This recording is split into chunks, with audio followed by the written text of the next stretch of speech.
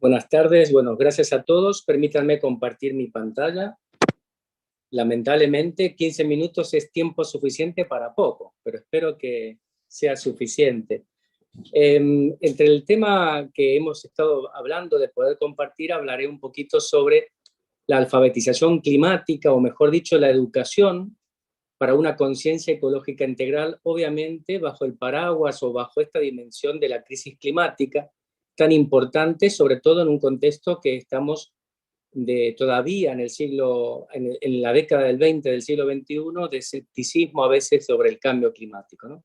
¿Qué vamos a ver rápidamente? Ecología integral, educar con ciencia y educar con empatía sería un poco mi charla breve, rápida, como para disparar preguntas. En primer lugar, bueno, seguramente ya lo saben todos, pero siempre vale recordar qué es la ecología, ¿no? Una ciencia que busca comprender relaciones que se establecen entre el ambiente y la vida, ¿no? Busca relaciones que siempre tienden al equilibrio en ese espacio concreto, ¿no? Tiene en cuenta con los procesos de vida, sus interacciones y adaptaciones al ambiente, también el movimiento de materia y energía a través de las comunidades vivas, la evolución de los ecosistemas, la abundancia y distribución de organismos, de la biodiversidad en el contexto del ambiente.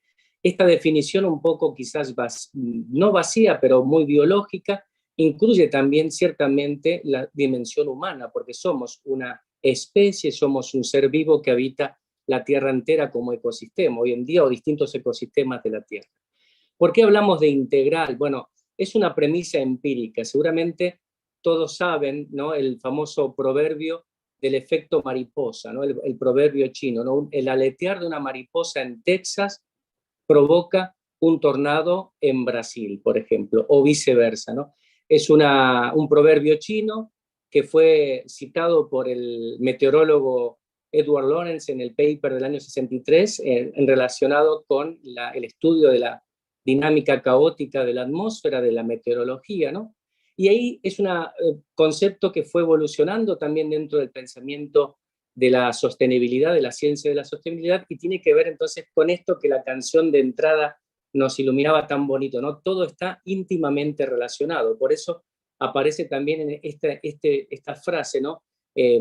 Todo está interconectado, como casi una antífona que se repite a lo largo de la encíclica del Papa Francisco. Entonces, es un concepto científico, pero ciertamente también en la encíclica Francisco lo lleva a un nivel superior. Es un concepto también que abre a la espiritualidad, ¿no? No es el tema aquí para hablarlo, pero sepan que también implica una espiritualidad, una dimensión trascendente metida de alguna manera en la inmanencia de la componente física de nuestra creación. Por otro lado, educar en ecología integral, alfabetización climática, la importancia de que nuestras personas, nuestros ciudadanos, nuestros miembros de las comunidades conozcan, sepan la información, el contenido científico, el saber detrás de cada una de las cosas que pasan alrededor nuestro.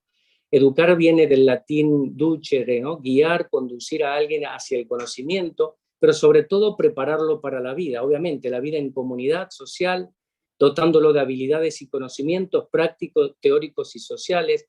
Y esto es importante, transmitir la cultura, ¿no? Estimular aptitudes morales, artísticas, sociales, creativas. La educación en ecología integral va por esta dimensión de las aptitudes morales, por esta dimensión de la cultura y sobre todo de prepararnos para vivir en una sociedad o en una comunidad sostenible, ¿no?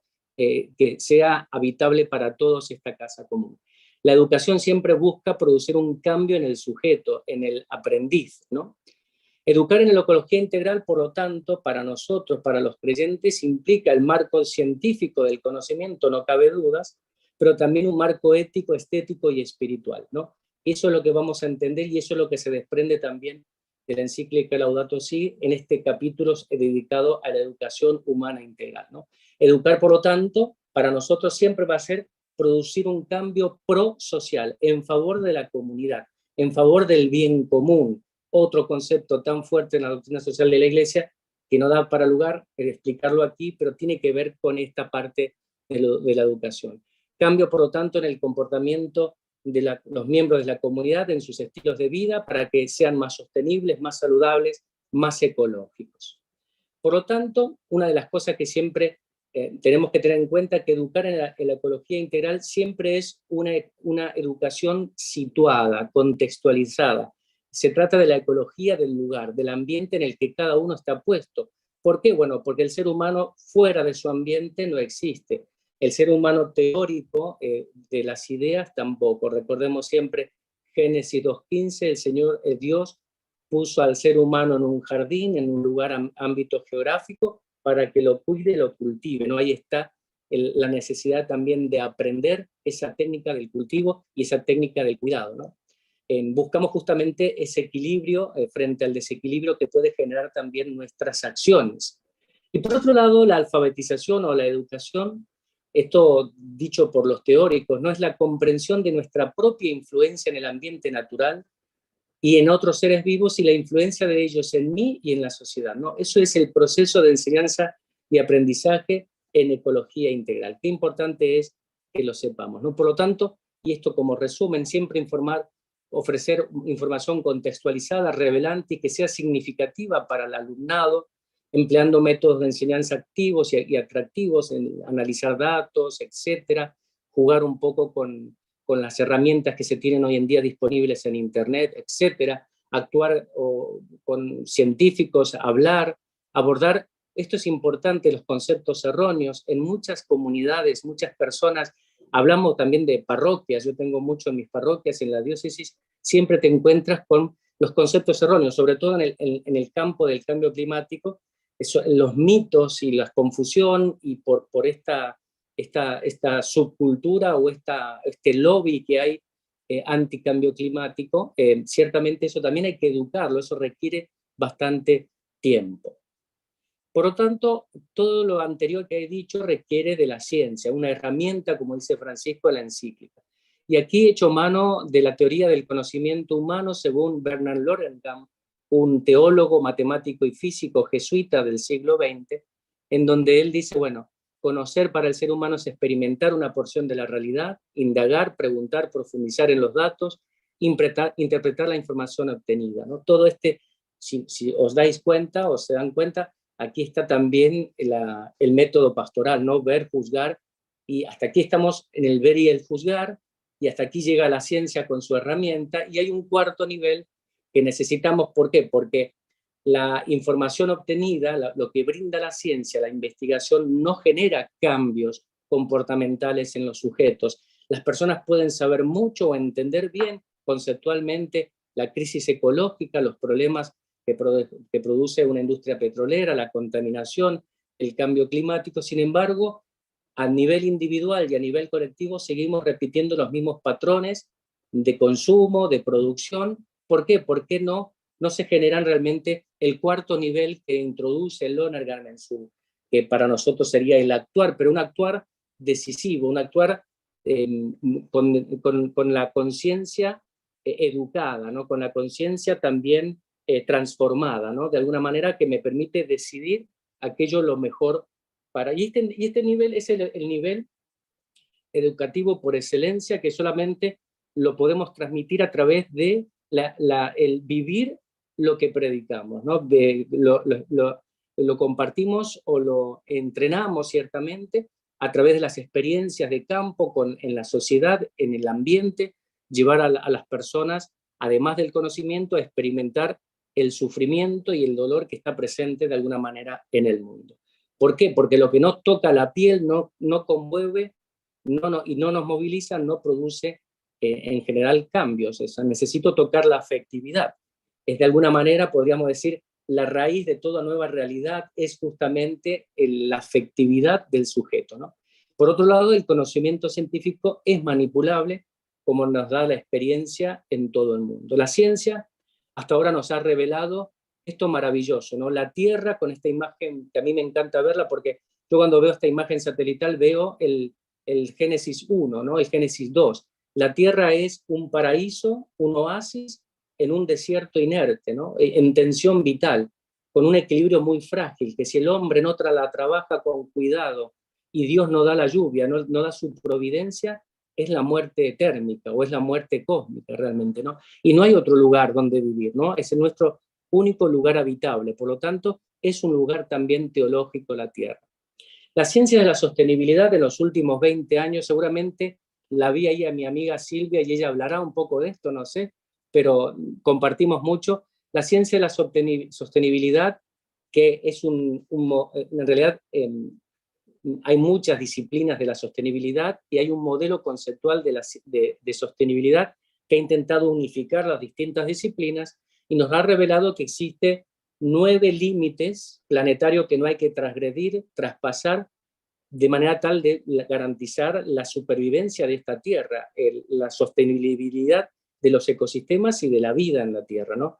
En esas 9 dimensiones está el cambio climático, la biodiversidad de la Tierra, el agua dulce, el ozono estratosférico, los contaminantes atmosféricos, la acidificación del océano, los flujos biogeoquímicos en la Tierra, las novedades, los productos químicos asociados, por ejemplo, al plástico, el cambio de uso de suelo, etc. Todos ellos, la mayoría, los hemos transgredido, hemos pasado ese umbral verde de sostenibilidad hacia los umbrales de riesgo y de peligro.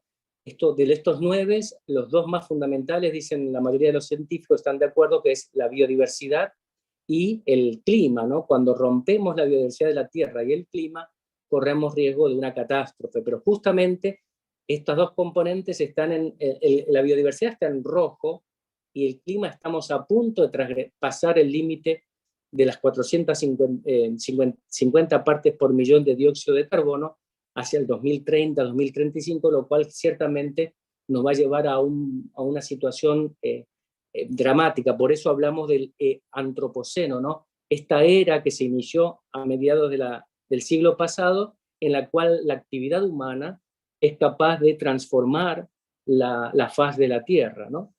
En el caso del clima, por ejemplo, aquí les pongo, ¿no? El primer umbral, porque soy climatólogo, por eso me meto más siempre en clima hablando, el primer umbral lo pasamos en el año 87, que fueron esa concentración de dióxido de carbono en 350 partes por millón, y actualmente estamos en 422, 423, camino a atravesar el umbral de los 450, que nos va a llevar a ese límite de incertidumbre un poco catastrófica. Traducido en el lenguaje del IPCC, del Acuerdo de París, significa transgredir el 1,5 grados de calentamiento respecto al periodo preindustrial.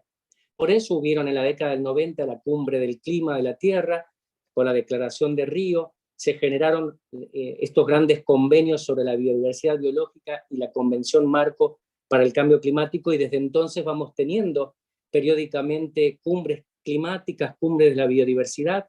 La última cumbre de la biodiversidad fue en Montreal con la COP15, conocemos todos la COP27 en Sharm el Sheikh el año pasado, la COP26 en Glasgow, la próxima COP28 en los Emiratos Árabes, que tienen que ver con la parte climática. ¿Por qué? Porque son estos 2 grandes desafíos planetarios que están poniendo en jaque la sostenibilidad y la vida en la Tierra. Por ejemplo, en el caso de la biodiversidad, gran parte del peligro de la biodiversidad en tierra tiene que ver con la deforestación, por el cambio de uso de suelo, por el uso también de la materia prima, de los árboles como materia prima, ¿no? Que es horrible ese concepto de materia prima en un proceso mercantilista, ¿no?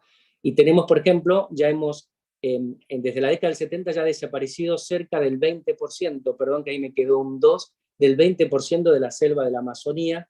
El umbral para la muerte de la Amazonía, según la mayoría de los científicos del área, del INPE, está en torno al 25%, lo cual falta poco si nos descuidamos, ¿no?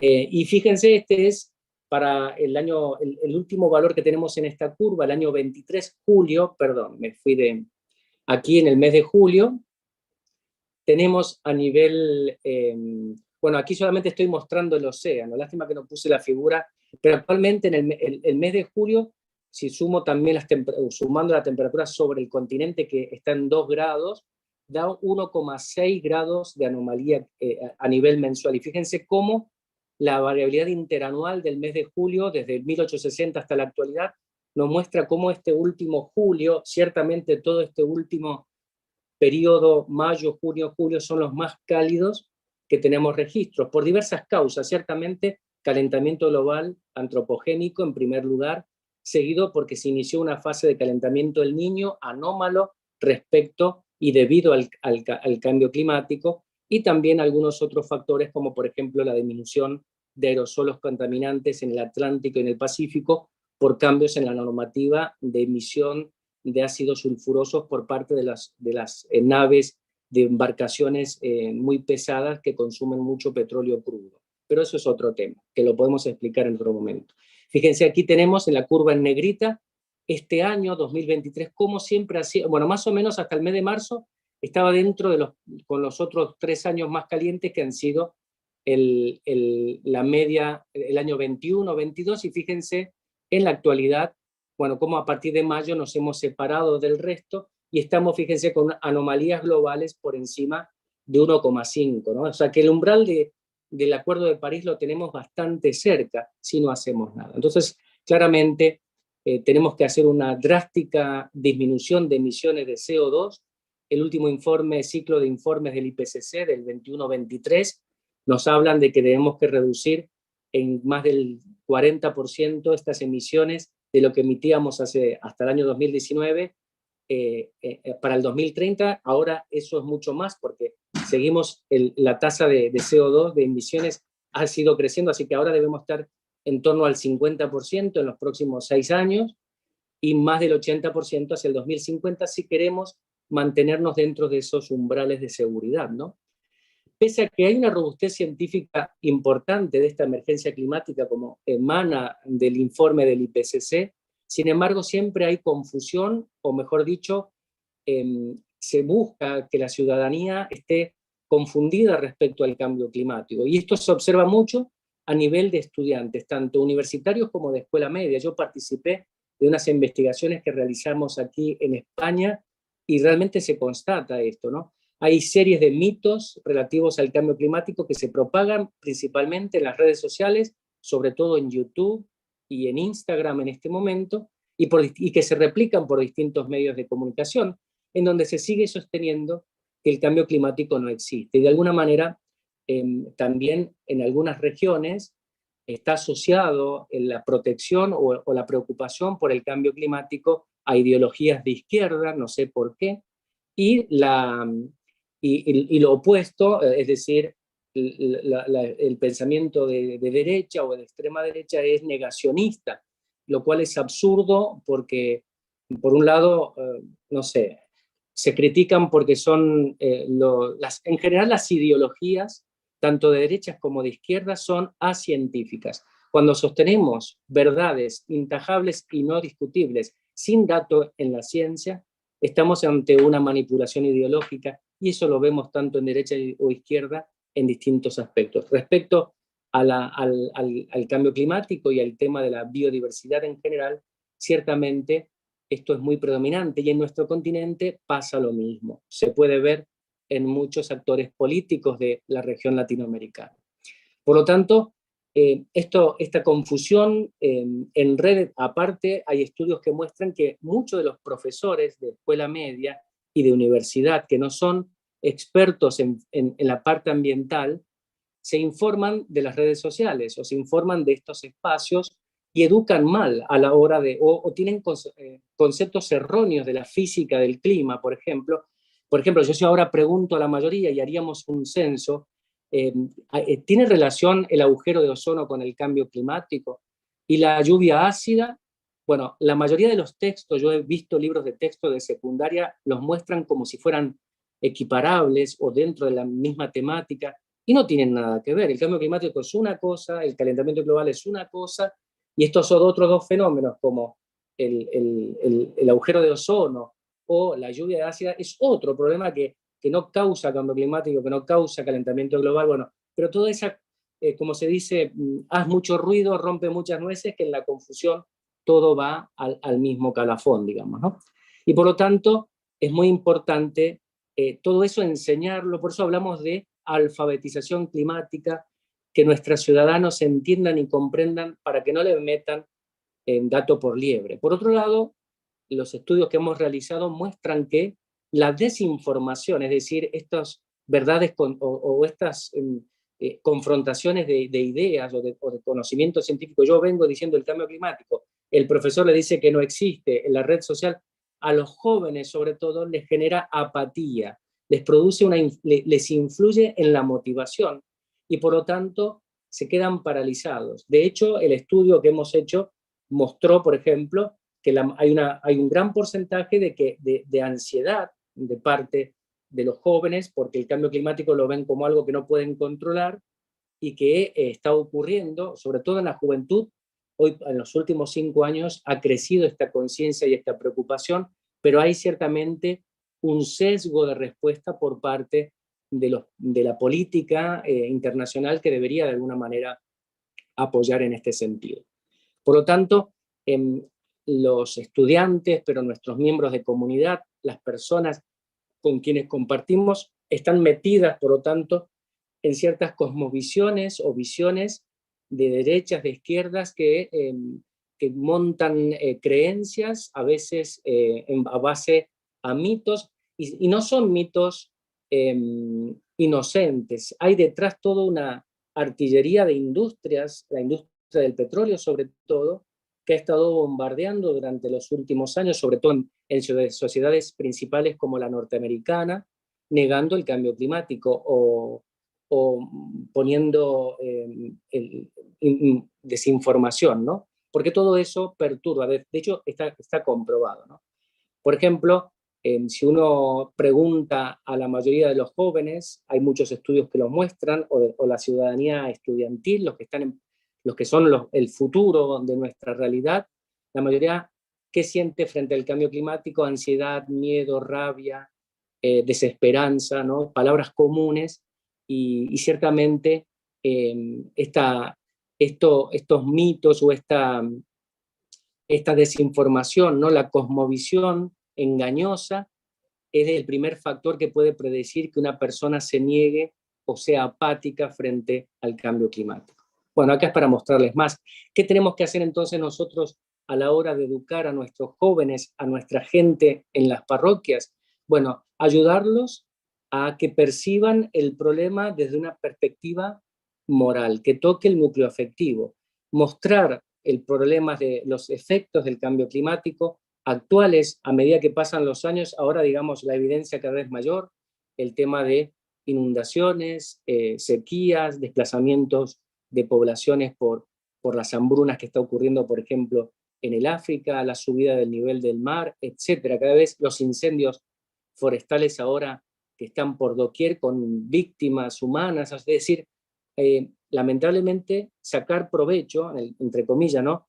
De esa información para sensibilizar también a nuestra gente, para que de alguna manera la propuesta de ecología integral, la propuesta sobre el cuidado de la casa común, el problema de la biodiversidad, el clima, como el Papa Francisco lo ofrece en la encíclica, también se convierta en una convicción, nos demos cuenta, ¿no? Esto es un conocimiento, además de científico, también es un conocimiento que ha tocado las fibras de mi corazón, ¿no? Lo he cargado con pasión y lo he dicho, bueno, esto tiene que ser distinto. Y si yo logro conectarlo también con mi creencia, con mi fe, si yo me siento llamado a cuidar la tierra desde Dios, a preservar esta casa común porque espero los cielos nuevos y la tierra nueva con una mirada escatológica, ciertamente tomaré decisiones que son proclimáticas, pro ecología integral, y sobre todo expresaré mi fe en la resurrección, en la creación nueva a través de la sensibilidad ecológica. Es importante, por lo tanto, el manejo de las emociones, de alguna manera, de nuestros jóvenes, para evitar la apatía, ¿no?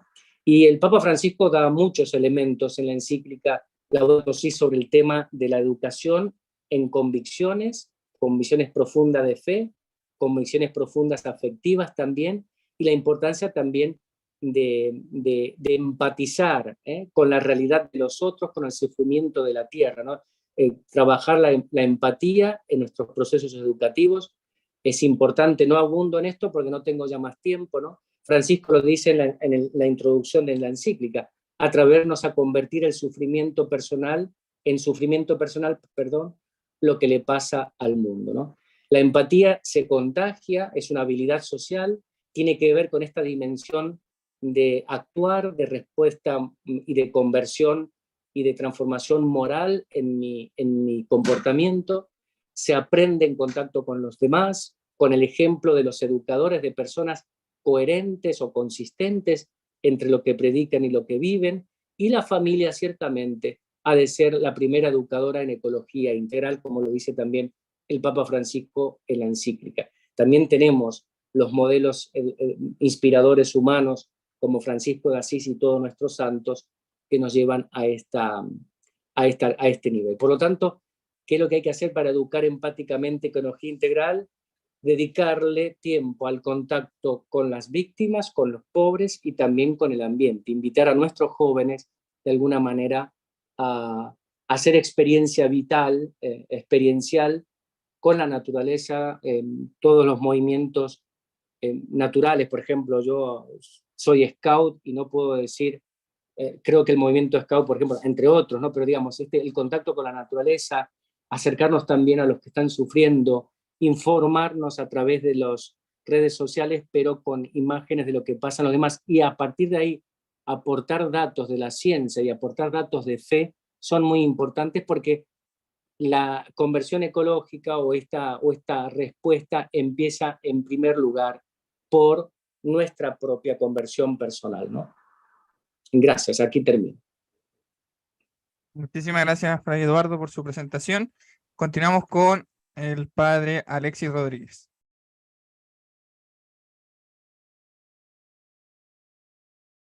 Muchísimas gracias, Joaquín. Un placer saludarles a todos. Buenos días aquí en Costa Rica y feliz tarde para ustedes en otras partes del mundo. Como ya Joaquín les ha indicado, soy el doctor Alexis Rodríguez Vargas, director del Observatorio Laudato Si de la Universidad Católica de Costa Rica, y quiero compartirles un poquito nuestra experiencia y nuestro trabajo en la universidad. Hemos iniciado un proyecto de investigación cuando surge Laudato Si en el 2015. Nosotros empezamos en la universidad a decir, bueno, nosotros como universidades, ¿qué tendríamos que hacer? Todo esto que el Fray nos acaba de compartir, esta parte de empatía, esta parte de ecología, ¿cómo podemos irla transformando? ¿Cómo podemos ir entrando nosotros en esta reflexión? Y nos sentamos junto con colegas de otra universidad aquí en el país, del INCAE Business School, y empezamos a diseñar una herramienta que nos permitiera medir y que nos permitiera poner en un contexto numérico algunas de estas situaciones. Surge así el Índice de Ecología Integral Humanista. En el 2017 hacemos la primera medición, en el 19 la segunda y en el 21 la tercera, y el informe del 21 se los estoy compartiendo en pantalla para que después, si alguien desea bajarlo del sitio web de nuestra universidad, lo pueda hacer.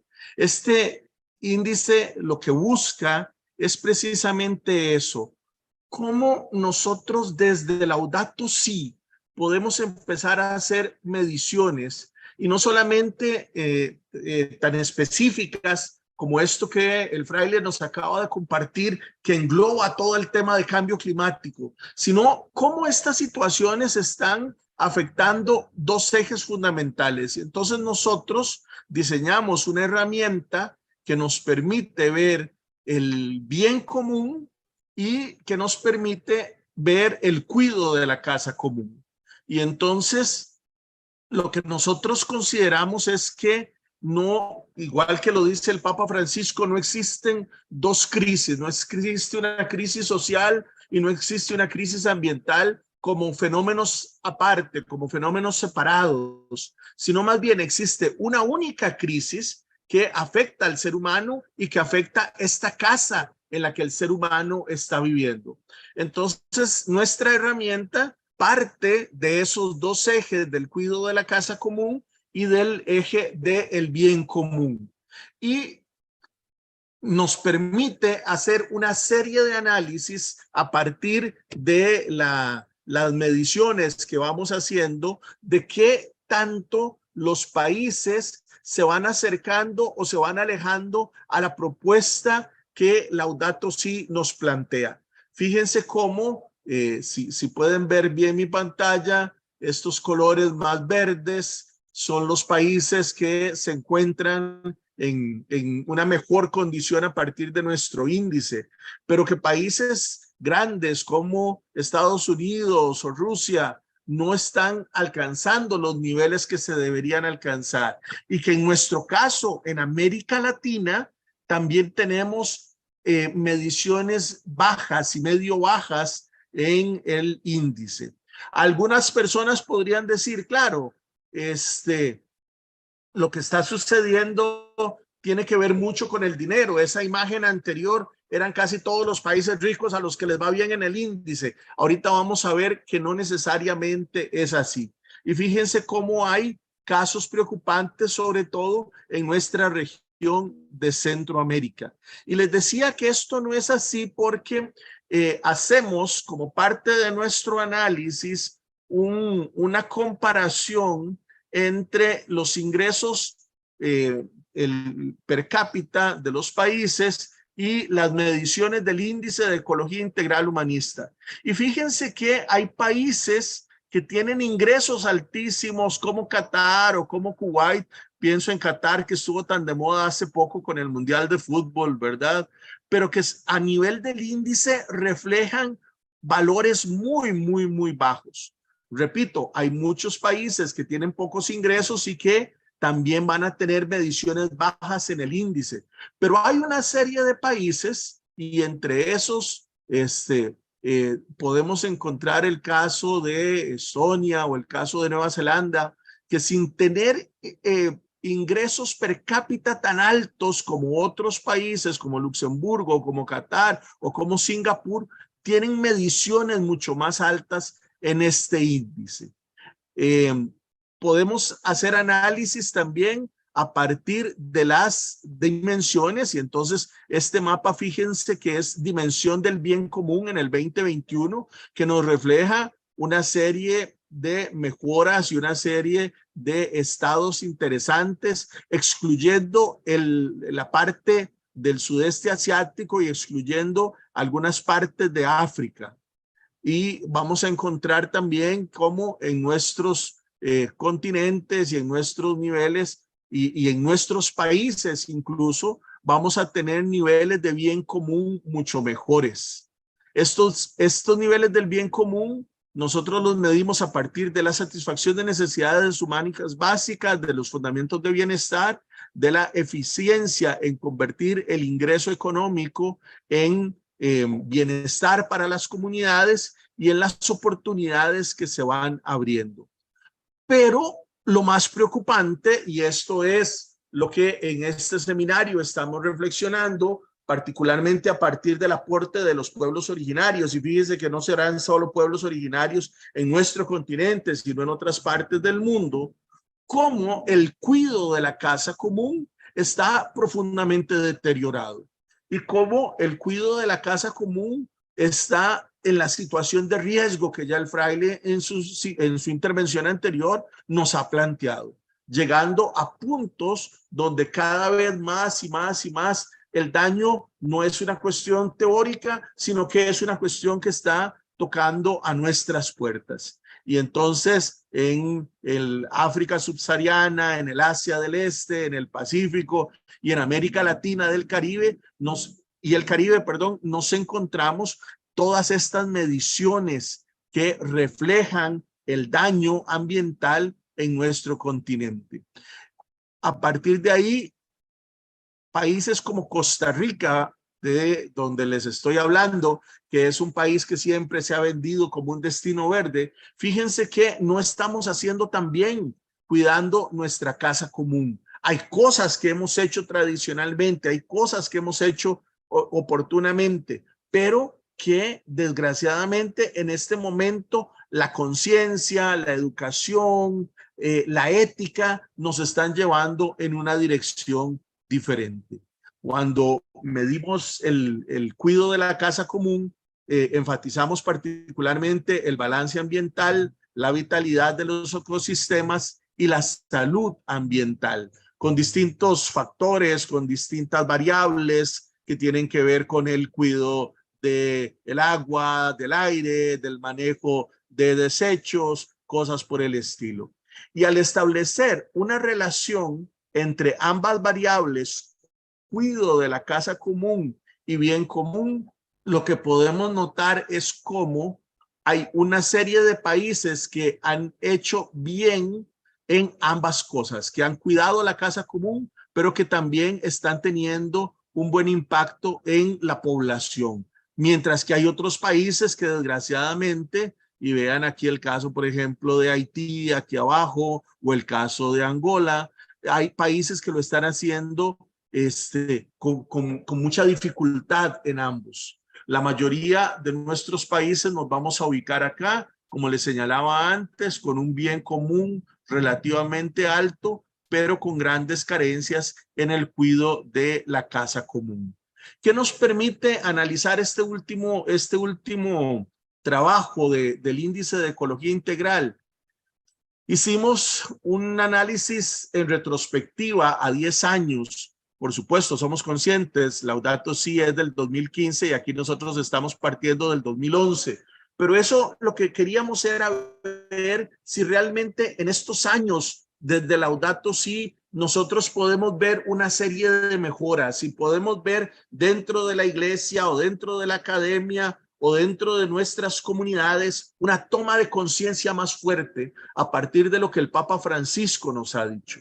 Y desgraciadamente no es así. En nuestra retrospectiva lo que vemos es que en muchos países, aunque hay una serie de mejoras, estas mejoras no van a ser suficientes. En estas mejoras todavía nos dejan una serie de problemáticas. ¿Por qué? Porque los cambios positivos se dan en bien común y estos son los esfuerzos que se están haciendo en muchas naciones, pero en el cuidado de la casa común todavía tenemos grandes carencias y grandes dificultades. El Papa Francisco nos dice que nosotros tendríamos que entrar en una conciencia a partir de la educación y a partir de la espiritualidad. Recuerden que el capítulo 6 de Laudato Si va precisamente en esta dirección. Es el capítulo que nos habla de educación y espiritualidad ecológica. Y en el numeral 202, el Papa dice literalmente: muchas cosas tienen que reorientar su rumbo, pero ante todo la humanidad necesita cambiar. Hace falta la conciencia de un origen común, de una pertenencia mutua y de un futuro compartido por todos. Esta conciencia básica permitirá el desarrollo de nuevas convicciones, actitudes y formas de vida. Y ahí es donde nosotros creemos que herramientas como esta y otras herramientas que venimos desarrollando en el observatorio nos pueden servir y nos pueden funcionar. Hay limitaciones en este tipo de análisis, por supuesto, y una de las limitaciones tiene que ver, por ejemplo, que ustedes vieron que países como Canadá están muy bien y con muy buenas mediciones y todo lo demás. Sin embargo, es un país que apuesta por la minería en muchos de nuestros territorios, y los daños los tenemos nosotros en nuestros territorios y los ingresos los tienen ellos. Entonces, si no tenemos esta conciencia del origen común, de la pertenencia mutua y del futuro compartido, no solo dentro de un territorio, sino a nivel global, vamos a seguir deteriorando profundamente la tierra, la casa en la que vivimos. Estos esfuerzos de nuestra universidad fueron asumidos por la ODUCAL, la Organización de Universidades Católicas de América Latina, y el observatorio se ha convertido en una de las herramientas de las universidades católicas de América Latina. Precisamente la semana entrante vamos a tener un encuentro aquí en Costa Rica donde vamos a trabajar el tema metodológico. Y si a ustedes les interesan las fórmulas y ese tipo de cosas, van a ver cómo les presentamos un anexo en este documento, donde podrán ver algunas de las mediciones y algunas de las fórmulas de cómo marcamos esto y cómo definimos bien común, cómo definimos cuidado de la casa común, cuáles son las variables que ustedes van a encontrar cuando hagan este análisis y cómo nosotros desde esta propuesta estamos trabajando. Esto ha generado, por ejemplo, que en nuestra universidad nuestros estudiantes nos hayan motivado a hacer cambios, ¿verdad? Y pasamos a paneles solares y pasamos a cuidado de agua, manejo de residuos, a tratar de ser una institución cero papel, cosas por el estilo. Pero también ha motivado a nuestros estudiantes a hacer investigaciones. Y uno de los últimos trabajos de grado de algunos de nuestros estudiantes de ingeniería de sistemas consistió en desarrollar una herramienta, una app que le permitiera a los mismos estudiantes estar viendo cómo pueden ir midiendo y cómo pueden ir haciendo todas estas cosas para que haya mayor conciencia a nivel familiar, a nivel social, a nivel político. Ese es el tipo de cosas que estamos tratando de hacer. Por razón de tiempo he tratado de ser muy breve, pero les comparto en este momento en el chat la dirección del observatorio por si alguien desea profundizar en este material que les he planteado y también por si alguien desea conocer más sobre el documento que les he compartido. Entonces, hasta aquí sería mi intervención y más adelante, si hay preguntas, quedo atento para responderlas. Muchísimas gracias. Padre Alexis, muchísimas gracias por su intervención. Ahora le damos la palabra a Silvia Alonso, quien nos va a mostrar las voces desde los movimientos sociales. Silvia, para ti la palabra.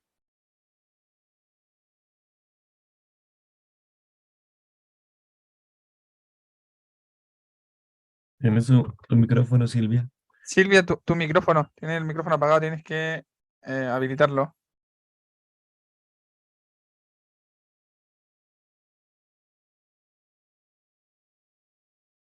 A ver, dame un segundo. Ahí ya lo pude reactivar, ahí me apareció el... Súper. A ver, ¿ahora me oyen? Sí, se escucha. Gracias. Bueno, entonces voy a compartir de nuevo pantalla y yo me atrevería a decir que yo voy a hablar desde la voz de los movimientos sociales, si bien he participado mucho en reuniones con ellos, sino más bien y a partir de ellos, de todas las investigaciones y la situación actual de la ciencia. Siempre empiezo, este año, mejor dicho, empiezo con esta imagen porque una de las frases de la encíclica que me motiva es ¿qué mundo le estamos dejando a nuestros hijos?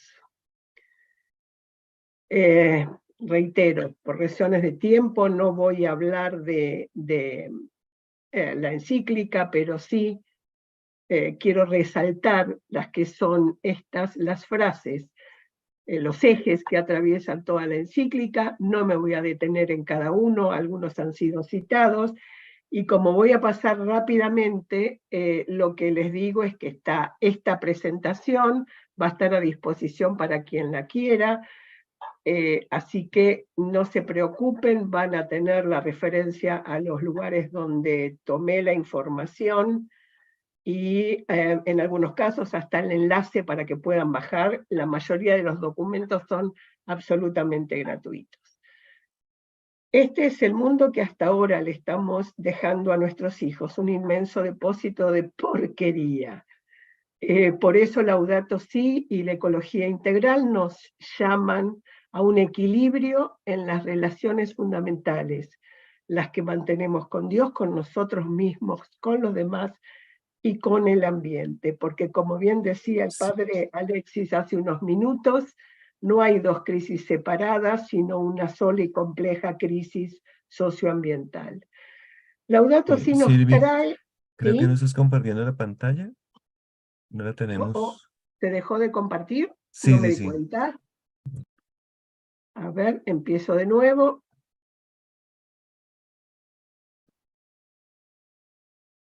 Viene complicada la tecnología hoy. Sí, ahora sí se está viendo. Ahora Faltaría sí, aumentarla. Exacto.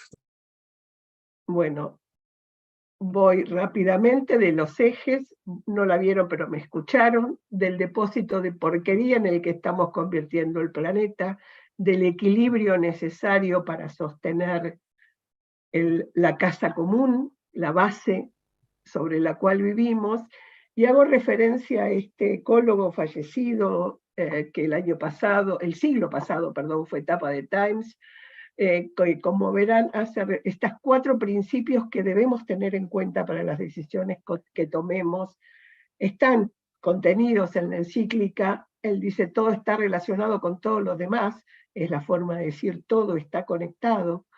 Todo debe ir a alguna parte, pensemos en los residuos que referenciábamos recién.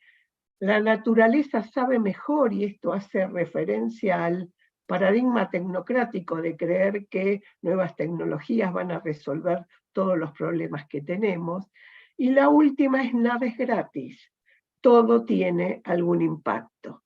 Este diseño, que se lo robé, como digo, al doctor Pablo Canciani, el fray Eduardo lo conoce, él empezó con este dibujo que a esta altura ya debe estar mucho más complejo, pero es simplemente para darle una idea de la complejidad de relaciones constantes que todavía no conocemos, pero pese a ello estamos actuando.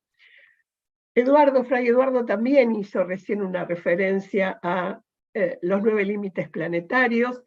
Yo lo complemento, esas primeras comunicaciones científicas que fueron en revistas muy conocidas como Nature, por ejemplo, revistas científicas muy, muy conocidas. Después fue complementada con una economista, aquí ven el libro, la fuente a las que le hacía referencia, donde ella habló de la economía de la dona, dibujando, por eso tienen la dona aquí, ¿no? Esta sería la dona. Los límites que hemos transgredido, como bien explicó Eduardo, lo hicimos sin cubrir toda la base social que necesitamos, como nos mostraba recién el padre Alexis, y seguimos transgrediéndolos. Por eso la encíclica nos llama a una conversión de nuestra conducta personal y de nuestras decisiones en este ámbito de complejidad al que les hacía referencia recientemente. Lo que nos ayuda a pensar es darnos cuenta que la verdadera sabiduría está en reconocer la propia ignorancia. Lo dijo Sócrates, ninguna persona, por sabia, por inteligente, por brillante que sea, puede tener la suma de todo el conocimiento que necesitamos para abordar los problemas tan complejos que tenemos que enfrentar. Y una de las cosas más difíciles es desaprender. Nos enseñan a aprender, pero como dijo Toffler, los analfabetos del futuro serán aquellos que aprendan a desaprender y a volver a aprender. Me preocupa esta persona que muestra en esta foto abajo a la derecha, habla del extendido analfabetismo ambiental en la élite económica y en la clase política. Está hablando de Argentina. Lamento decir que mi percepción es que esto se extiende a todo el mundo. Con lo cual necesitamos aprender, desaprender y volver a aprender. Y alguien hizo referencia quizás a los valores éticos. Esto no se resuelve solo con ciencia, sino con valores. Y para mostrar unos datos, que son los índices de corrupción, hay una organización que trabaja esto reiteradamente. No sé si todos los datos están todos los años, yo aquí tomé uno. Voy a hablar de mi país, lamentablemente Argentina, no se salvan ni los líderes religiosos, duplica en el promedio a las cifras globales de producción. Como ven, nuestra región no es la peor, pero no estamos muy bien. Enfrentamos severa escasez de agua, uno de los límites planetarios, que está totalmente conectado con todos los demás límites planetarios. Enfrentamos tierras degradadas, enfrentamos crecimiento del hambre en el mundo ya desde antes de la pandemia. Nos dieron los transgénicos como que iban a resolver el problema del hambre del mundo, en realidad creo que lo han incrementado. Y en parte de ello no solo es la producción de los alimentos, que a su vez influye en los precios de los alimentos. Y no tenemos solo falta de calorías, sino que la mayoría de la gente no está comiendo una dieta sana. Sin dieta sana no hay salud. Alirio hacía referencia a planeta sano con gente sana. Tenemos además una amenaza a la supervivencia por la suma de muchos factores, entre ellos el declive que se está acelerando de la calidad y cantidad del esperma masculino. Esto también, junto con el cambio climático, junto con los problemas de contaminación, esto en gran parte tiene que ver con problemas de contaminación, está haciendo que mientras la tasa de crecimiento de la población decrece, la tasa de gente en edad de trabajar también va a terminar decreciendo, con lo cual se crea, además de un problema de salud, un problema económico. El problema de salud, alguien hizo, creo que fue Fray Eduardo, referencia a los plásticos. La producción de plásticos se viene incrementando permanentemente y esta en parte es la causa de también el crecimiento de combustibles fósiles, como la mayoría de ustedes deben saber. Los plásticos se producen a partir de combustibles fósiles, que a su vez son los generadores de contaminación y del cambio ambiental y climático global. Estos químicos en los plásticos, que ya habrán visto que contaminan, no hay lugar del planeta que no esté contaminado con plásticos, son una de las causas de que en este momento se esté negociando un tratado, así como Fray Eduardo y Alirio están trabajando en el Tratado de No Proliferación de Combustibles Fósiles, se está trabajando paralelamente en un tratado para la progresiva disminución de los plásticos, que implica simultáneamente la progresiva disminución de combustibles fósiles. Pero no son los plásticos los únicos contaminantes que afectan nuestra salud. Para darles un dato, la mayoría de los productos que consumía Estados Unidos en el 68 hoy están prohibidos, y probablemente varios de estos que eran los principales de 2016 van a estar prohibidos dentro de poco. Lo que no significa que haya ética mundial, porque, por ejemplo, en Argentina estamos usando más de 107 plaguicidas que están prohibidos en alguna parte del mundo. ¿Y por qué es importante esto? Porque lamentablemente parte de esa disminución en la calidad y cantidad del esperma humano que amenaza la supervivencia de la vida humana está producida por esta contaminación porque afectan no solo la reproducción, sino otros múltiples, muchos de ellos alteran el sistema endocrino, las hormonas que manejan nuestro organismo, las hormonas que manejan la salud de nuestros órganos y que manejan en parte nuestras emociones. Cuando sentimos miedo, hay una reacción hormonal previa y posterior. Cuando sentimos bronca, cuando sentimos enojo, cuando sentimos amor, cuando sentimos todo lo que sentimos, eso está mediado por hormonas. Cuando sentimos el impulso sexual. Entonces, de estos estudiados hasta ahora que afectan, bueno, en Europa, por ejemplo, y en Estados Unidos han hecho el cálculo de la cantidad de billones de euros o dólares en Estados Unidos que le cuesta al sistema sanitario, a la economía de la región por año. Y estamos hablando de mucho, mucho, mucho dinero y de muchas frustraciones, tristezas, enfermedades, incapacidades para estudiar o trabajar que sufren las personas contaminadas o los hijos o las generaciones futuras de esas personas. Los pesticidas son los peores, estudiados como pueden ver acá, y los impactos neurológicos son enormes. A tal punto esto preocupa que estudios realizados por el Instituto Nacional del Cáncer de Estados Unidos han detectado que hoy, lamentablemente, no nace un bebé en el mundo que ya no nazca precontaminado. Y algunos de estos químicos, o como los llama el instituto que presentamos, que habla de los 9 límites planetarios, que son las entidades nobles, o sea, el invento del genio humano, no los pueden ser destruidos por la naturaleza. Por eso hay una categoría de esos químicos que se llaman químicos forever, químicos para siempre, químicos que no se van a biodegradar en nuestra querida casa común. Además de los impactos en la reproducción, hay impactos en el coeficiente intelectual que ya preocupa no a nivel de 1 o 2 personas de una región, sino a nivel general de la población.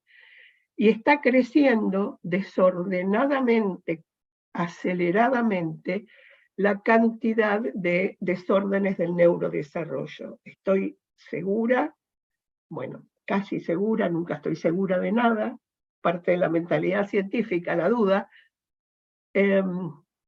pero estoy muy probablemente, para decirlo en otros términos, ustedes tengan algún chico conocido, algún hijo, algún nieto, algún amigo que esté afectada por esto.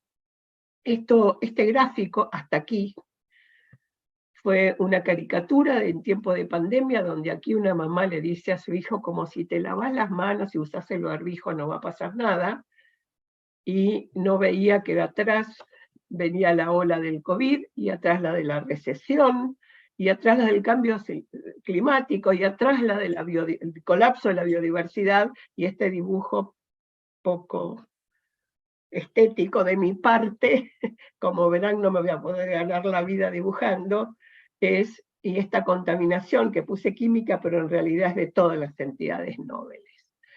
A eso tenemos desigualdades de ingreso que son gravísimas en América Latina. América Latina en términos de ingreso presenta desigualdades sistemáticamente, que año tras año es la región más desigual del mundo. Tenemos problemas, serios problemas, que se agravaron con la pandemia, de que nuestros jóvenes que tienen que salir a enfrentar estos problemas, y si tomamos la inteligencia como la capacidad de resolver problemas, reciben una educación cada vez más deficiente, y digo reciben, es la suma de un montón de cosas, porque por otro lado su coeficiente intelectual puede estar siendo afectado. Entonces no tienen las habilidades necesarias para afrontar el mundo que viene. Tenemos que hablar, Alirio hizo referencia a Planeta Sano con gente sana, tenemos que hablar de eso, de una sola salud.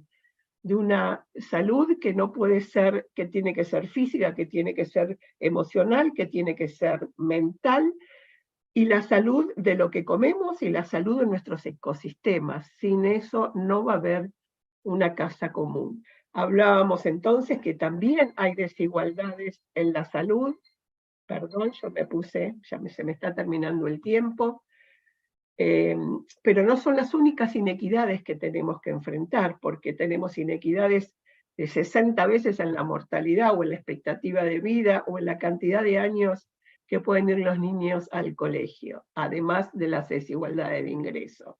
Estamos hablando de problemas ambientales, y cada vez los impactos de la destrucción de los ecosistemas, del cambio climático, de la contaminación, etcétera, se suman a esto que les muestro, que representan cifras enormes en cada uno de nuestros países, cifras que en lugar de reconstruir lo destruido, podría destruir lo que nunca fue, podría construir lo que todavía no fue construido.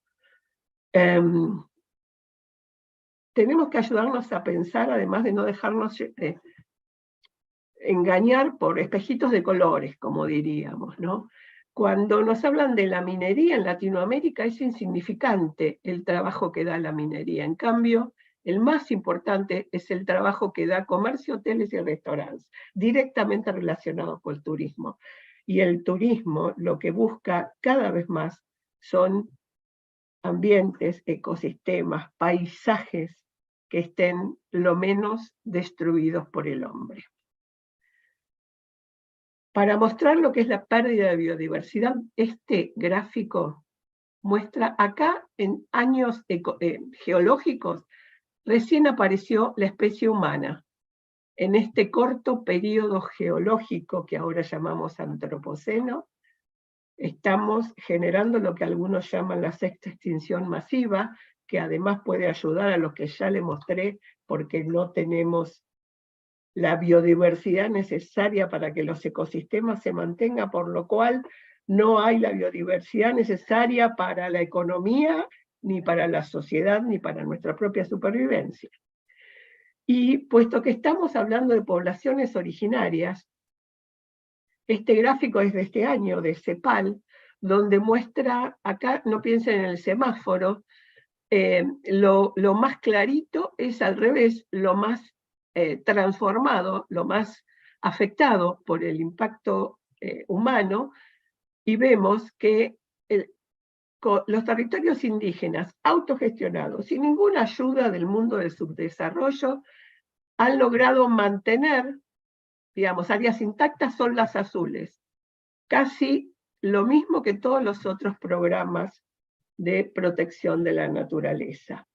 ¿Quién paga esto? Las ganancias extraordinarias que han tenido, digo, cuando paga esto, paga la reconstrucción, paga todos los cambios, las energías renovables que se requieren para el cambio climático, lo pueden pagar las empresas que son en parte responsables de haberlo provocado.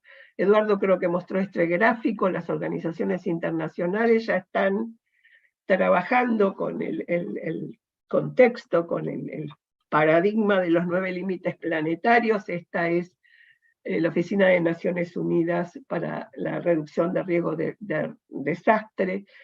Veamos que cuando intentamos arreglar algo, no destruyamos otra cosa. Pensemos en términos de complejidad. Y si a los límites planetarios, además de los científicos, le agregamos la cuestión de justicia, el padre Alexis mostraba algo de las relaciones entre el bien común, el cuidado de la casa común, etc. La dona, esa dona que les mostraba, es mucho más finita. Voy terminando con esto.